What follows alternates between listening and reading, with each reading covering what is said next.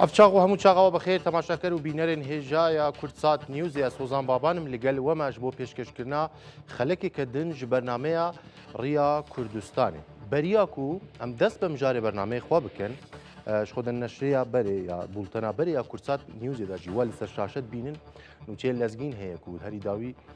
لەسەر ئێرش و بردومانên ئیرانê بۆ سەر هەرێما کوردستانی بتایبەتی سلەیمانی و هەولێرێ سەرۆکی یەکێتیان نیشتیمانی کوردستانی بافل جەلال تاڵەبانی پەیامێکی بەڵاو کرد ئەز دەقێ پەیامێ هەم بە سۆرانی و هەم کورمانجی جۆرا بخوێنم دەقێ پەیامێ و سات بێژێ ئەس بە سۆرانی دەست پێکە بخوێنم پاشێ بە کورمانجی بێژە شەوی ڕابردوو ئاسایش و سەروەری نەتەوەکەمان ڕوبەڕووی پێشێلکاریەکی گەورە و قبول نەکراو بووە هێرشێکی موشکی بالستی کە لە ئێرانەوە هاویژرا نیشتیمانەکەمان و هێزە ئەمنیە قارەمانەکانمانی کردە ئامانج لە سەروی هەموو شتێکەوە کاری هەرە لە پێشینەمان بریتە لە سەلامەتی خۆشگوزەرانی و پاراستنی هاوڵاتیانمان دەستگا فریاگوزاریەکان و هێزەکانی بەرگری بە تەواوەتی خراونەتە گەڕ و بێوچان کار دەکەن بۆ دەستەبەرکردنی ئاسایش لە سەرتاسەری وڵاتدا لەم کاتە سەختەدا شان بە شانی براکانمان لە هەولێر دەوەستین و هێرشکردنە سەر هەر یەکێکمان هێرشکردنە بۆ سەر هەمومان داوا لە هەمووان دەکەین کە ئارام و چاوەکراوە بن و پابەندی ڕێنمایە فەرمیەکانی دەستگا ئەمنیەکانمان بن هەمومان پێکەوە بە خۆڕاگری و ڕژبوونمانەوە دەوەستین ئەم کردەوە شەڕانگێزیە بە ئەنقەستا پێشێلکاریەکی توندی یاسا نێودەوڵەتیەکان و ئاڵۆزکردنێکی بێپاساوە بە تونترین شێوە سەرکۆنی ئەم هێرشە دەکەین با ئەوە ڕوون بێت بە ئامانجگرتنی نەتەوەکەمان بە تەواوی قبول نەکراوە سەلامەتی گەلەکەمان هێڵێکی سوورە کە ناتوانرێت پێشێل بکرێت ئێمە بە دوای پەرەسەندنی گرژی و ئاڵۆزیدا ناگەڕین و خوازیاری ناسەقامگیری زیاتریش نین لە ناوچەکەدا بەڵام نابێت دان بە خۆنداگرتنمان بە کەمبوونی ورە یان بێتوانایی لێک بدرێتەوە ئێمە بە شێوەیەکی چالاکانە لەگەڵ هاوپەیمان و هاوبەشەکانمان لە هەماهەنگیداین بۆ دەستەبەرکردنی وەڵامێکی دیپلۆماسی و بەرگریکردنێکی ژیرانە یەکلاکەرەوە و بەهێز بۆ پاراستنی نەتەوەکەمان ئێمە داوای ڕاگررتنی دەست بەجێ ئەم کردەوە دژمنکاریانە دەکەین و داوای ڕوونکردنەوەی دەست بەجێ دەکەین سەبارەت بەم پێشێلکاریانە سەرنجی ئێمە بە تەواوی لەسەر بەرگری هێورکردنەوەی دۆخەکە و پاراستنی تەواوی هاوڵاتیانمان دەمێنێتەوە بافل جەلال تاڵەبانی سەرۆکی یەکێتی نیشتیمانی کوردستان تەماشاکردین هێژە ئەبە دەقێ پەیام بە سۆرانی بوو ئەزێنەها بە کورمانجیژی بۆوە بخوێنم شەوا بۆری ئەولەهی و سەروەریانەتەوەیان ما ڕوبڕوویە بنپێکردنێکە مەزن و نەقبول کری بوو ئێریشێکە موشکێن بالستیک و ئیرانێ بە هاتبوو ناوێتن نیشتمانە مە و هێزن مێن ئەولەهیên قەهرەمان کردن ئارمانج بەریا هەر تشتی کارێمێ هەری پێشین ئەولەهی خۆشگوزەرانی و پاراستنا هەموڵاتیên مەیە سازیên هاوارچوونێ و هێزên بەرەوانیە بە تەمامی کەتنە نابلب و تەفگەرێ و بێ ڕاوەستان کار دەکەن ji بۆ دابینکردنا ئەولەهیê لە سەرانسەرێ وەلێت divê dema dijwarda em mil bi milê birayên xwe yên li Hewlêrê radiwestin û êrîşkirina ser her yek ji me êrîşa ser me hemûyan e. Em daxwazê ji her kesî dikin ku aram û çavvekirî bin û pabendî rênmayiyên fermiyên saziyên me yên ewlehiyê bin. Em hemî bi hevra bi xwaragirî û rijdatiya xwe radiwestin. Ev kiryara êrîşkeranەya bi zanabûn binpêkirinêke tûja yasayên navdewletî û alozkirinêke bêsedem e. بە تونترین شێوە ئەم vê êrişê şermezar dikin bila ev zelal be armanjgirtina netewaya me bi temamî naye qebûlkirin ewlehiya gelê me xeta sor e û naye binpêkirin em ne li peyî zêdebûna alozî û teşenêne û daxwaza bêîstiqrariya zêdetir ya li herêmê nakin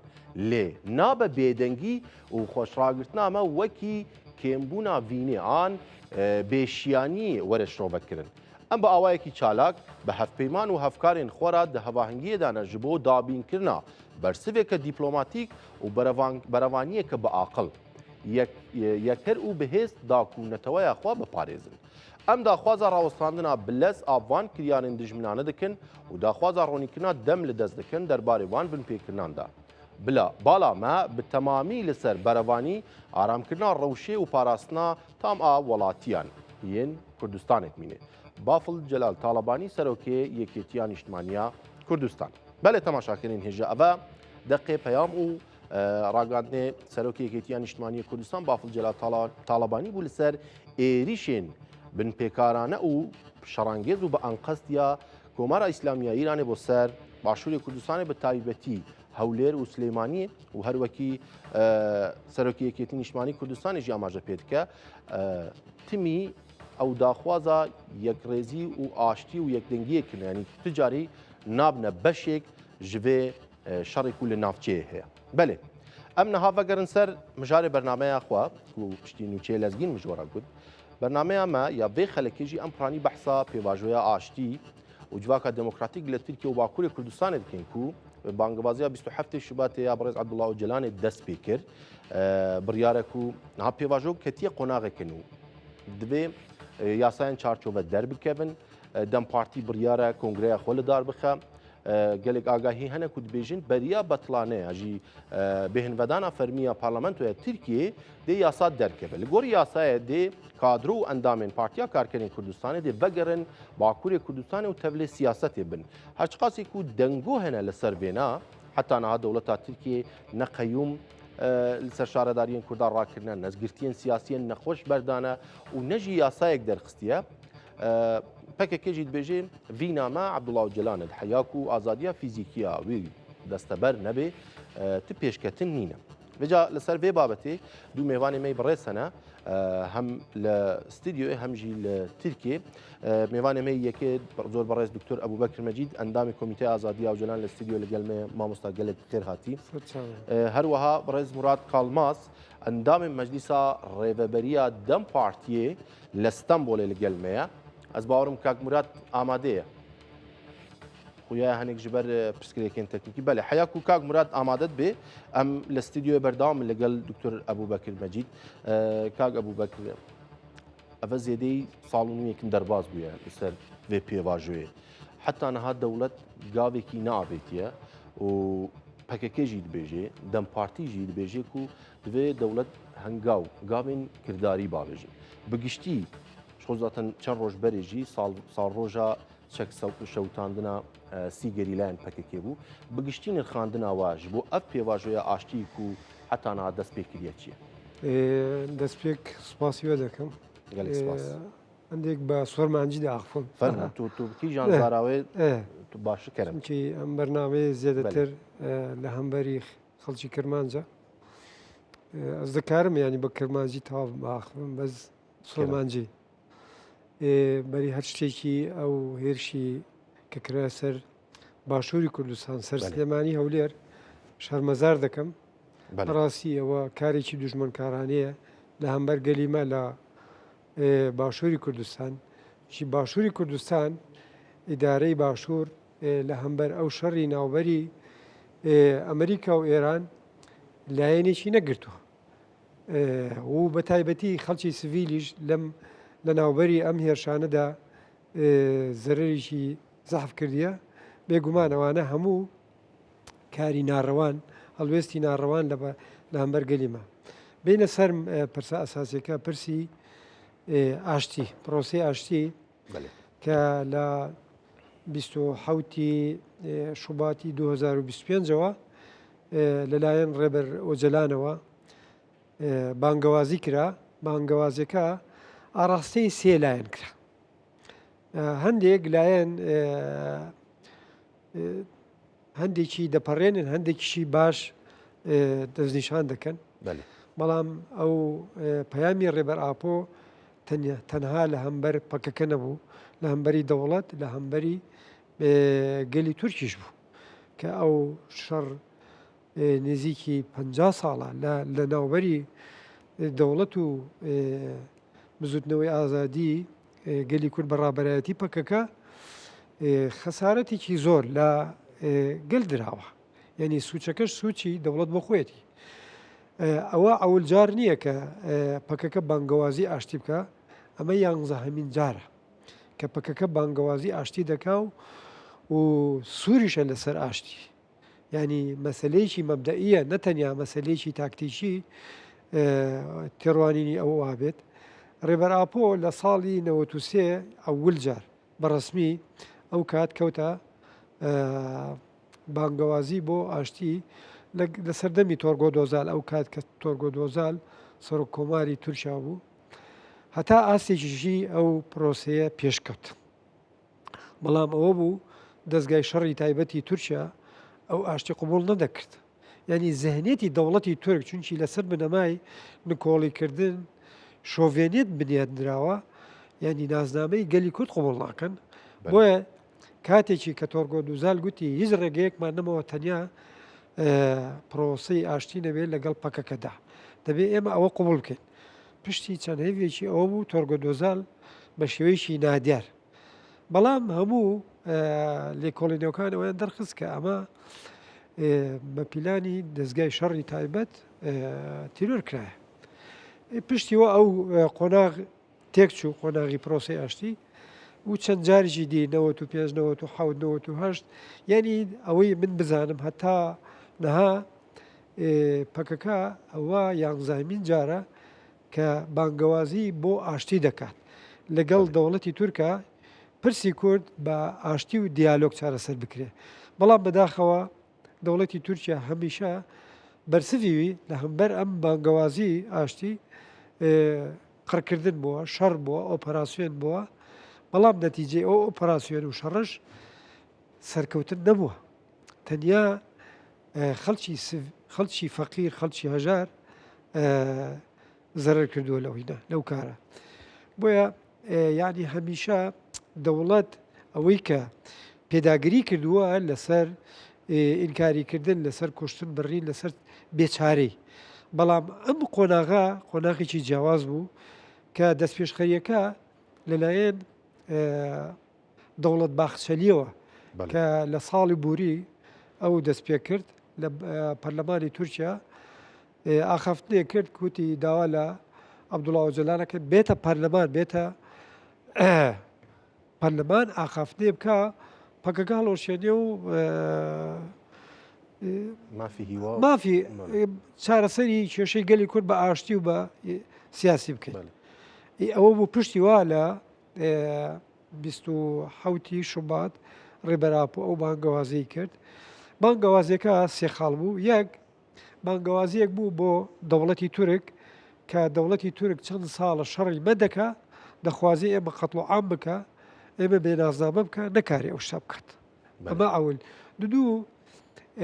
پەیامێک ئاڕاستی گەلی تورک کرد گوتی ئێمە دوژمنی گەلی تورک نین ئەم بە هەڤرا ژیانە بە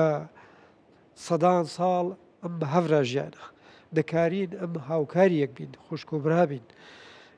پەیامی سێهم بۆ ئەوە بوو بۆ پەکەکە و بۆ گەلی کورد بوو کەوتی پەکەکە ئەرکی خۆ پێکێناوە ینی هەتا ئەو کاتەش کە پەکەکە دەرنەکەوتە بوو گەلی کورد بۆ خۆ ئینکاری لە خۆ دەکرد لە نازنامەی خۆ دەکرد بەڵام پەکەکە بە تێکۆشانی خۆ توانی ینی گەلی کورد ڕابێت گەلی کورد ڕابێ و ببێتە خاوەن نازنامە و وەڵامی خۆی وەڵامی ئەو مافەی خۆی کە هەیەی ئەمە وەکو گۆڕانکاریەک لە ئەم قۆناغەدا پشتی وە ینی دەوڵات پرسەکەی خستە ناو هوندری پەرلەمانەوە یعنی ئەمە گۆڕانکاریە بوو ئێمە ناڵی گۆڕانکاریەک نییە لە خلالی ئەم 11 جارەدا ئەوە ئەول جارە دەوڵات پرسەکە بخاتە ناو هوندری پەرلەمانەوە ئەو کۆمیسیۆنی ئاشتی و برایەتی کە چێکرد لە ناویدا ئەوە هەنگاوێکی باش بووی مناڵی خراپە بەڵام ئەو بڕیارانی کە پەکەکە دای ئەو هەڵوێستانی کە پەکەکە هەیبوو لە هەڵۆشانەوەی پەکەکەوە لە چەک سووتاندنی پەکەکەەوە ئامادەی پەکەکە بوو ئەوەی کە ئیتر دەست لە چەک بەربدەن بەڵام بەرسوی دەوڵەتی تورکیا حتانەها بەرسوێکی نەگەتیفە بەرسوێکی پۆزیتیڤ نیە باشە دکتۆر بنێرینەوە جوداهیە vê proseyanaha li gel proseyên berê ya jî egera serkeftina vê proseyê vê pêvajoyê ji pêvajoyên din yanî zêdetir e binêrînawa لە 27 شوبات ئەوەی کە ڕێبەراپۆ تەحلیل کرد گوتی دەوڵەتی تورکیا لە هەمبەری دۆڕیانێکدایە یان چارەسەری کێشەی کورد بە ئاشتی یان دەستێوەردانی ئیمپریالیزم ینی تەنانەت نەیگو دەستێوەردانی دەرەوە دەستێوەردانی ئیمپریالیزم ینی خوێندنەوەی ڕێبەر ئاپۆ بۆ ڕەوشەکە چۆن بوو قۆناغەکە قۆناغی دەستێوەردانە دەستێوەردانی زلهێزەکان مۆدێرنیتەی سەرمایهداری ئەم سیستەمی دەوڵەتنەتەوەی دەوڵەتی تورکیا مۆدێلێکی کۆنا بەڕاستی ئێستا کەوتۆتە نێوان دوو هێزی پێشکەوتووە هێزێکیان کە مۆدرنیتەی سەرمایهداری وەکو دەسەڵات و دەوڵەت تەمسیلی دەکا ئەمە لە پێش دەوڵەت نەتەوە کەوتووە هێزێکی کەش کە هێزی بزوتنەوەی ئازادی و دیموکراتیە کە پێش عقلیەتی نەتەوە پەرستی و نەژاد پەرستی کەوتووە کە ئەوەش لەسەر دەستی ڕێبەر ئاپۆ بنیان درراوە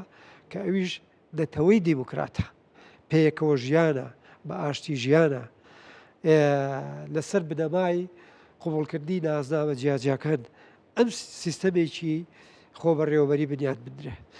ئێستا دەوڵەتی تورکیا لە ناوبەری ئەم دوو هێزەدا مایە یعنی جیاوازەکە ئەوەیە کە نەها دەوڵەتە زلهێزەکانیش دەخوازن ئەو سیستەمە کۆنا تێک بدەن و بگۆڕن یعنی ئەمە ئەساسی ئەو دەستێوەردانەیە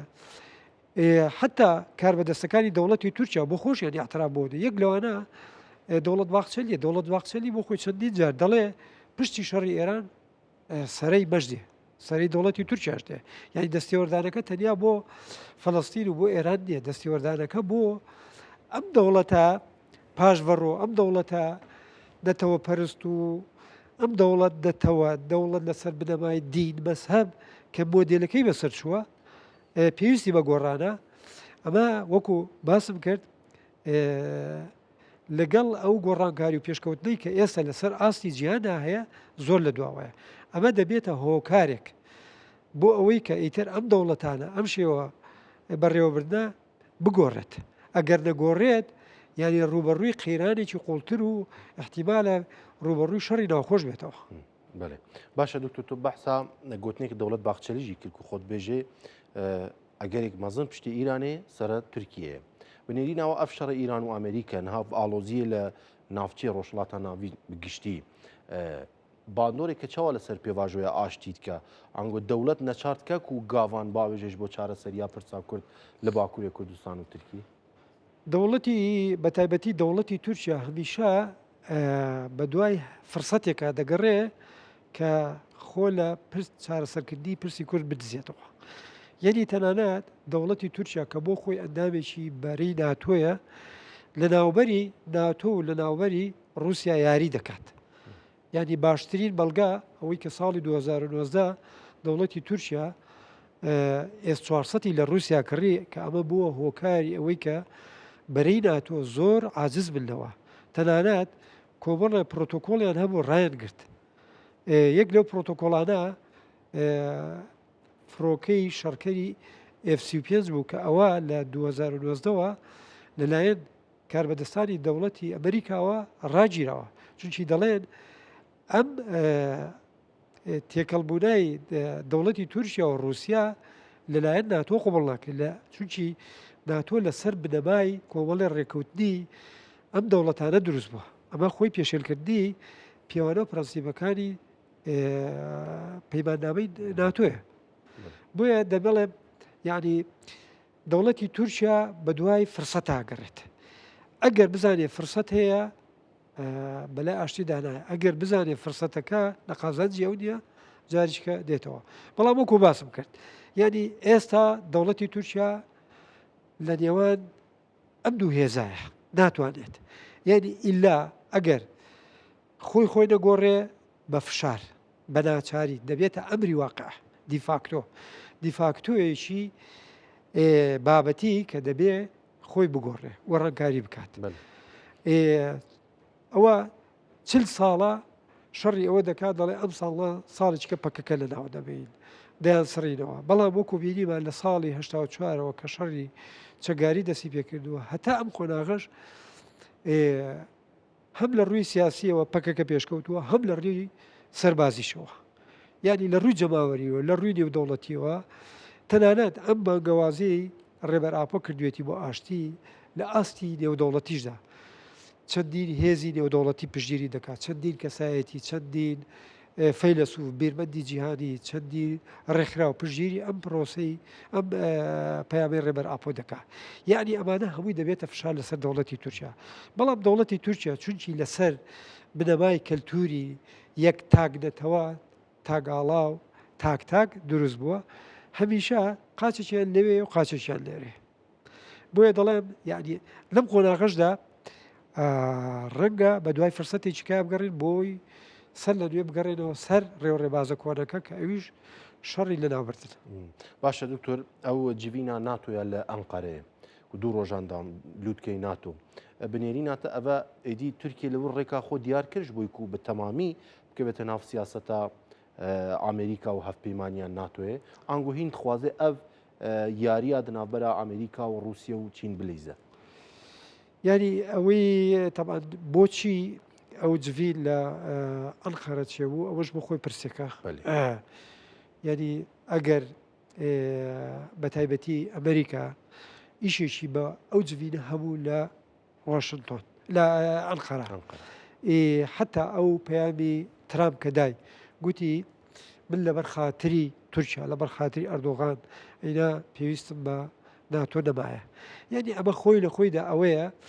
کە ناتۆ ناچار بکە بێتەوە سەر ئەو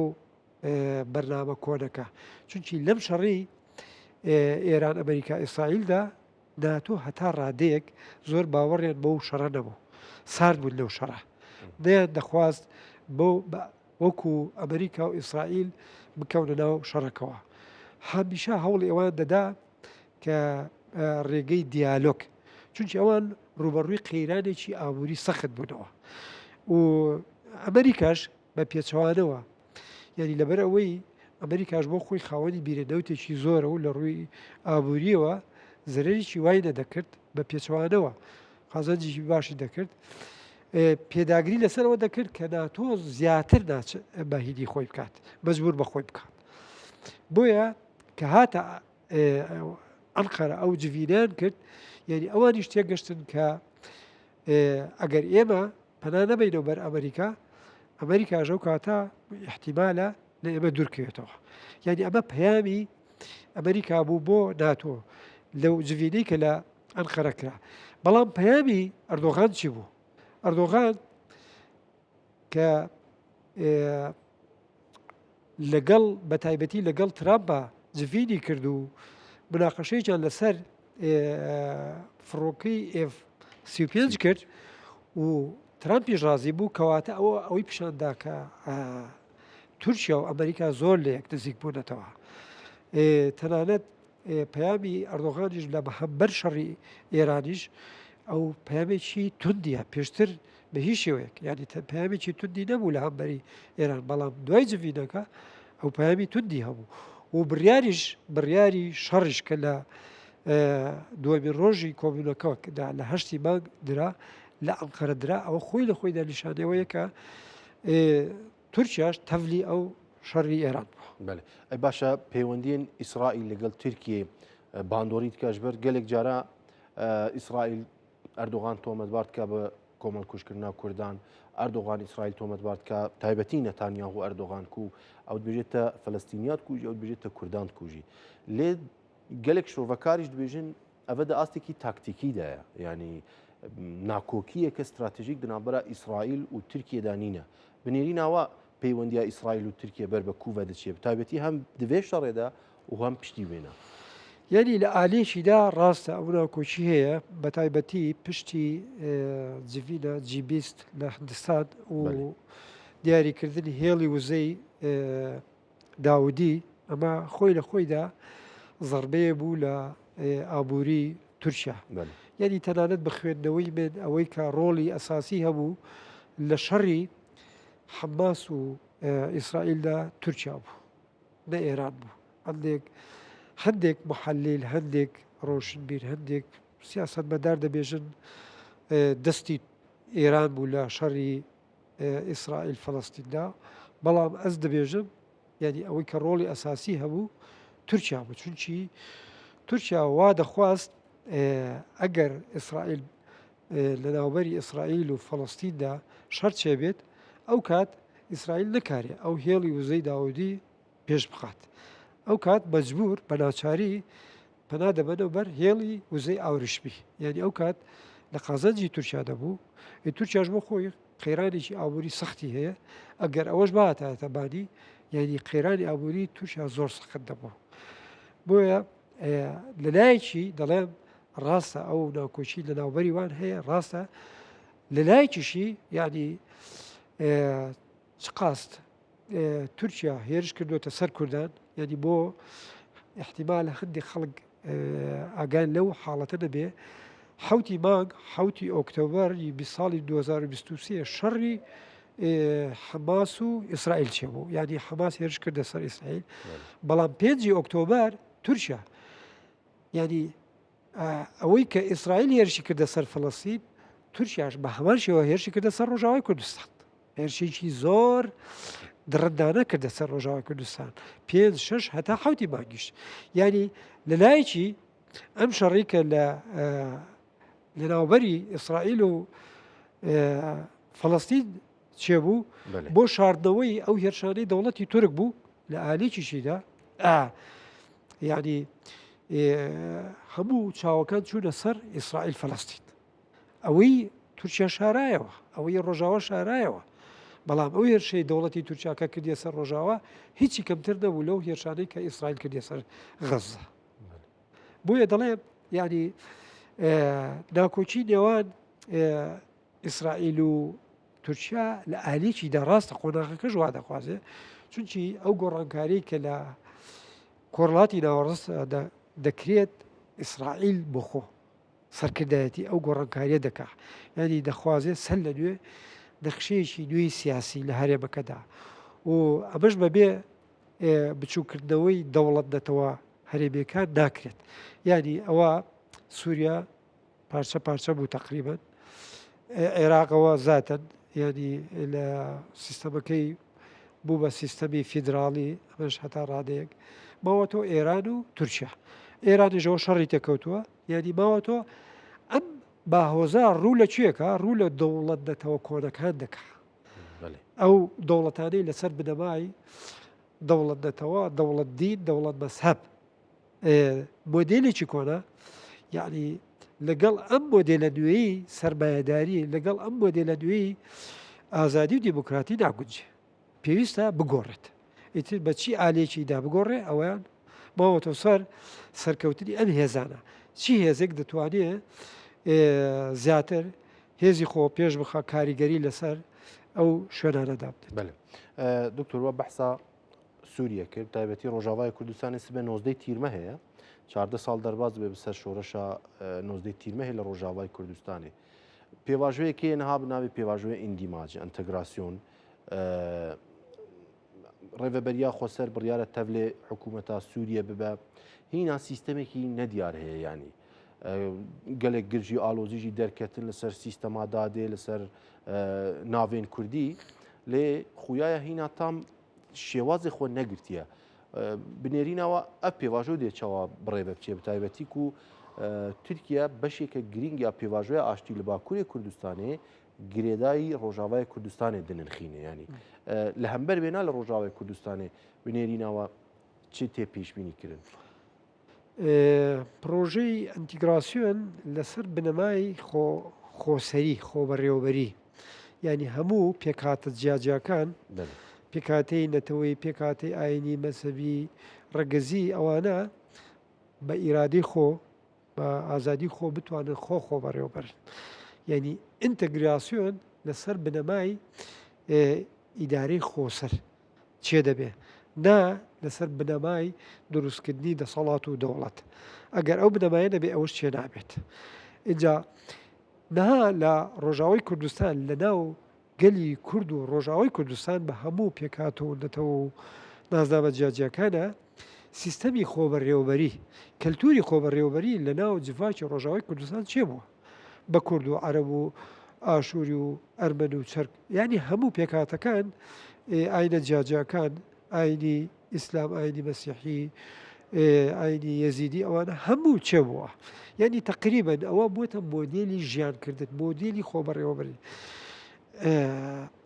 کاتێک دەوڵەت دەستێوەردان کرد دەیزانی دەوڵەتی مەرکەز دەڵێن دەوڵەتی ئەحمەد شەرە نەکارێ ئەو سیستەمی خۆ ئەو کەلتوری خۆ لە هەندری جڤاکی ڕۆژاوای کوردستان چێکات یعنی ئەو جڤاک بۆ خۆ لەگەڵ سیستەمی دەسەڵات ناکۆکە چونکی ژیانی وی لەسەر ژیانی ئازادی وی لەسەر بنەمای خۆبەڕێوەبەری ئاشتی و تەواهی چێبووە نە لەسەر بنەمای شەڕی نەتەوە و لەسەر بنەمای دەسەڵات و خۆ مەزنکردن و خۆ بچووکردنەوە لەسەر ئەو بنەمایە چێنەوە بۆیە دەڵێن یعنی ئەم خۆناغە ڕاستە قۆناغێکی هەندێک تەموو بژاویە دەوڵات پێداگری لەسەر پرۆژەی خۆ دەکا ئیدارەی خۆسەریش گەلی کوردیش لە ڕۆژاوای کوردستان پێداگری لەسەر پرۆژەی خۆ دەکا یعنی ئەو پرۆژێش تەنیا لەسەر وەرەقەیەک یازی نەکراوە ئەوە پرۆژەیەکە لە ژیاندا لە ژیانی جڤاکدا جێگیر بووە لە ژیانی خۆبەڕێوەبردن سیاسەتدا جێگیر بووە لە ژیانی ناو هێزی سەربازیدا هێزەکانی سووریای دموکرات یەکینەکانی پاراستنی گال یەکینەکانی پاراستنی ژن لەوانە چێ بووە یعنی ئەوە مۆدێلە مۆدێلێکی تازەیە مۆدێلێکی تازەی دیموکراتیە ئینسان ئەگەر لەگەڵ شتێکی سیستەمێکی نوێی ژیانیدا قبول کرد زەحمەتە پاش بچێتەوە بۆ ژیانێکی بندەستی و ژیانێکی زەحمەتی باشە دکتۆر بەحساب سیستەمان نو کرد گەلێک ڕەخنا ینی ئاراستی بە تایبەتی ji بۆ ڕۆژاوای کوردستانê dibêjin yani dibêjin ewqas piştî ewqas şehîd şer fedakarî berxwedanî lê li Rojavayê Kurdistanê Kurd nikarîbûn ne dewleteke federalî xwastin ne dewletێk xwastin û niha jî tevlî hikûmeta şerع dibin yani her çiqasî ku ev tişpêk nehatiye û dibêjin encamê biratiya gelan me dît ku Ereb pişta xwedan Kurdan û zivirîn li ser Kurdan û gelek warên Kurdan dagîrkirin bi nêrîna we ev sedemê wan çinin yani ev gotin gelo cî dane an got ne yani ئەگەر ئینسانێکی لە نێزیکەوە ڕەوشی ڕۆژاوا باش نەناسێت ممکنە هەندێک بۆچوونی هەڵەش هێن بکە عەرز بکە ڕاستیەک هەیە لە سووریا و ڕۆژاوای کوردستان جوغرافیای ڕۆژاوای کوردستان وەکو جوغرافیای باشوور نییە یعنی ئینسان ئەگەر لە نێزیەکەوە دیقەت بدا هەر باژێڕێکی هەر گوندێکی ڕۆژاوای کوردستان بە تەنیا نەتەوەیەک تێدا نییە بە تایبەتی کورد و عەرەب یعنی تەنانەت لە باژێڕەکانیش قامیژلوو یعنی باژێڕێکی وەکو قامیژلوو کە باژێڕێکی کوردیە دەتوانم بڵێم لە سەتا چلی عەرەبە لە سەتا شەستی کووردە بەڵام لە هەر مەحەلەیەکی لە هەر کۆڵانێکی چەند کوردەیە ممکنە ئەوەندەش عەرەب هەبێ یعنی پەیوەندی جڤاچی لە ڕۆژاوای کوردستان وەکو پەیوەندی جڤاچی باشووری کوردستان و پارچەکانی دی کوردستان نییە ئەمە یەک دوو ئەو دیعایی کە دەکرا لە هەمبەری ئیداری خۆسەر و قەسەد و ئەوە دەکرا ڕاستە هەندێک لە هۆزە عەرەبەکان پێشتری ژەوانە ناکۆک بوون لە هەمبەری ئیداری خۆسەر چونکی ئەوانە کۆمەڵێ عەشایر بوون لەسەر بنەمای عەقلیەت و زەهنیەتی کۆنەپەرستی ژیان دەکردن نەدەخواستن ژیانی دیموکراتی سیستەمی دیموکراتی لەناو لە هەندێری وان ناچێبێ دەخواستن زێدەتر ژیانی وان ژیانێکی بیرۆقراتی ژیانێکی عەشایری ئەوە بمێنێت بەڵام کاتێکی کە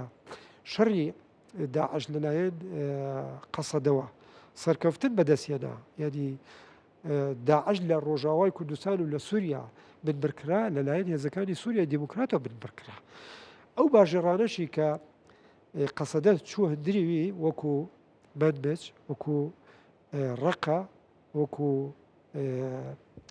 دێرە زوور ئەمانە ڕاستە شاری بۆ ئەم مەرحەلە ئەینا لە مێژوودا ئەوانەش شاری کوردین ڕاستە تعریب کراوە نەژینە بەڵام بێژوویەکی دوور و درێژە کە تعریب کراوە وەختێکی کە ئەوان تەفلی ئەو شارانە بوون پرانی وان عەرەب بوون پرانی ڕەقە عەرەبە یعنی دەتوانم بێژم لە 1995 عەرەبە بەڵام وەختێکی کە سیستەم لێ چێبوو بەشی زۆری جڤا قبول کردن و پێکاتەی قەسەدەش دیوەی عەرەبە حتا لە شەڕی داعشیشدا 12,000 شەهیددایە لەو 12,000 شەهیددا 6,000 عەرەبە و ئەم قۆناغش کە شەڕی ئەحمەد شەرع و گەلی کورد چێبوو ڕۆژاوای کوردستان چێبوو ژمارەیەکی زۆر لە شەڕڤانەکان عەرەب بوو حتا هەندێک لەو کەسانەی کە لە باشووری کوردستان وەکو هاوکاری چوونە ڕۆژاوای کوردستان یەک لەوانە دکتۆرێ بوو دکتۆر فایق محەممەد گوڵپی ئەو بۆ خۆ کە چووە کە چوو خستێ گوتی یەکەم ئەمەلیات کە چێم کردووە شەڕڤانێکی عەرەبە لە شەڕی ئەحمەد شەرع بریندار بووە وتی یعنی ئەو دیعانە کە دەکرد دەڵێن هەموو عەرەب دژی کوردن ڕاست نییە حتا چەندین ڕۆژنامە نووس ئێمە بینیمە ڕۆژانە ڕاگەاندن دەچوون ئەوێ حتا یەک لەوانە کە پەیامبێری کورسان بوو بۆ خۆم متابعەت دەکرد کە لێ دوا ئاخافتن دەکرد دەگوتەوە شەڕڤانی عەرەبەیە لە ناوبەری کورد و عەرەبە هاوکاری دۆستایەتی مایە بەڵام ڕاستە ئەوەی دەچێ بوو ئەوە حاڵەتێکی ئیسtisnایی بوو. بەڵێ دکتۆر ژبەر و ئەندامی کۆمیتەی ئازادیە ڕێز عەبدوڵڵا و جەلانن گر زانیاری هەیە دخوازم هەنێک ینی ڕەوشا تەندروستیا بۆ ڕێز عەبدوڵڵا و جەلان چەوەیە نەها ئەگەر زانیاری بەگشتی هەیە لە جەمتە ژمەرابێژی ئەم باس دکەین. وەکو زانیاری تقریبا زیچی هەیڤوونیوێکی دەبێت هەفدیتر چێ دەبووە بەڵام بڕیار داوە 23 ئەم هەیڤ شادی ئیبرالی چاو پێکەوتن بکەیت بەڵام پێشتریش ڕێبەراپۆ بۆ خۆ گوتوێتی تەندروستی باشە ئیرادەی باشە وتی خۆش یەکەم ئەول جار کە بڕیاردا گوتی ئەس توانای فکری و توانای سیاسی ئەومەیە کە پرۆسەکە بەڕێوەبەرم و حتا دەهاش ئەو نەخەبات و تێکۆشەڕانە وەستایە چەندین پەیامی جۆرا و جۆری شان بۆ دەرەوەی ئیبرالی بۆ جوینی ژنان بۆ جوینی گەنجان بۆ کۆنگرا بۆ چەندین جوین چەندین ڕەوشی جودا جودا یعنی زۆر بە وریایی حتا ئەوەی کە معلوماتی ئەمە لە شاندی ئیبرالی کە چوونەتە لاوی ئەو گروپەی کە لە لەگەڵ زیندانن نها ئەسە بە هەڤرا دەژین بە هەڤرا دەژین شوێنێوان گواردن ینی گۆڕانکاری هەر لە ئیبرالی بەڵام شوێنی وان بەری ئەم پرۆسەیە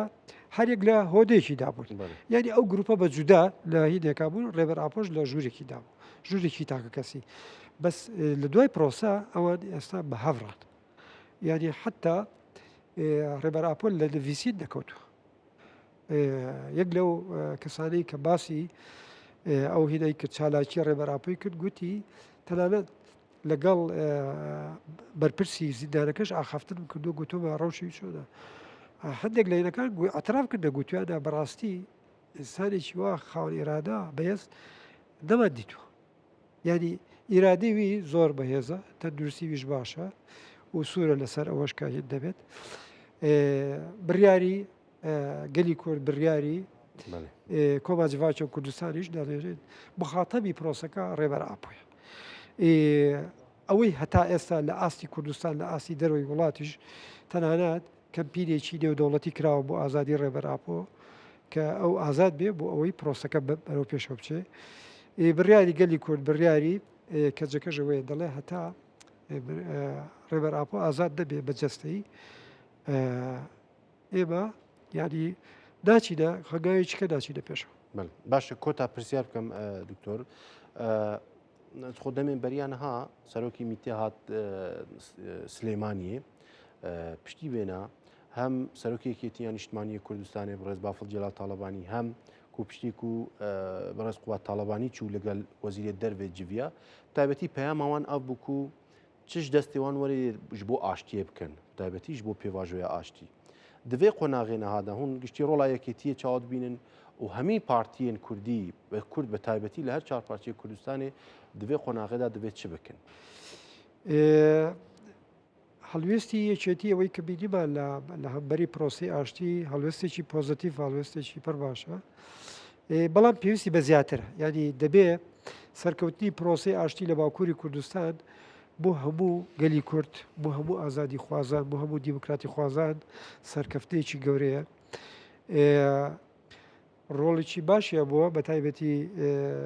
کاک پاڤڵ لە بەرسەفدانی لە هەوڵدان لە پشتگیری پرۆسی ئاشتی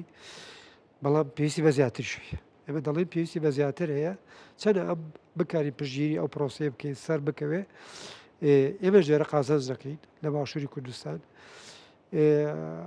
لە ئاستی کوردستانیشدا گەل وەکو گەل حتا نەها گەل پشتگیری پرۆسیاشتی دەکا پشتگیری مافی گەلی کورد دەکا ینی پشتگیریکردنی مافی گەلی کورد ئەمە خۆی لە خۆیدا پشتگیرێکی باشە هەڵوێستێکی باشە هیوادارین زیاتر و ئێمە لەم خۆناغەدا فرسەتێکیش لە پێشمانە و لە هەمان کاتیشان ئەبێ ئەوەش بڵین پیلانجێریش لەسەرمە هەیە ینی ئەو جەولە دیبلۆماسی ئیبراهیم کاڵن و وەزیری دەرەوە و ئەوانە دەخوازن ینی ناکۆچیەک لە ناوبەری کوردی شاچەکەن دەخوازن فرسەتێک بدۆزنەوە سوود لێ ببینین بۆ ئەوەی پرۆسی ئاشتی شتێک بدەن بەڵام ئەو بەرسوانەی کە بەڕێز پاڤڵ تاڵەبانی وچێتی دای بەڕاستی ئەوە لە جێگەی خۆیدا بوو ئەوە خۆی وەڵامێک بوو بۆ ئەوەی کە چەند لە پرۆسی ئاشتی پێش بکەوێ ئێمە پژیر دەکەین باشە گەلێک سپاس بەڕێز دکتۆر ئەبوبەکر مەجید ئەندامی کۆمیتەیە ئازادیە عەبدوڵڵا جەنان سپاس و تو لەگەڵمەوەی بەێ تەماشاکەر و بینەرین هێژای کورتسات نیوز ئەم دوی ئاواژی هاتن دابیە لێ خەلەکە خۆیان بەنامەیە ڕیا کوردستانی حیا هەفتەیەکە دن شاد بەختەوەر و ئازاد بشین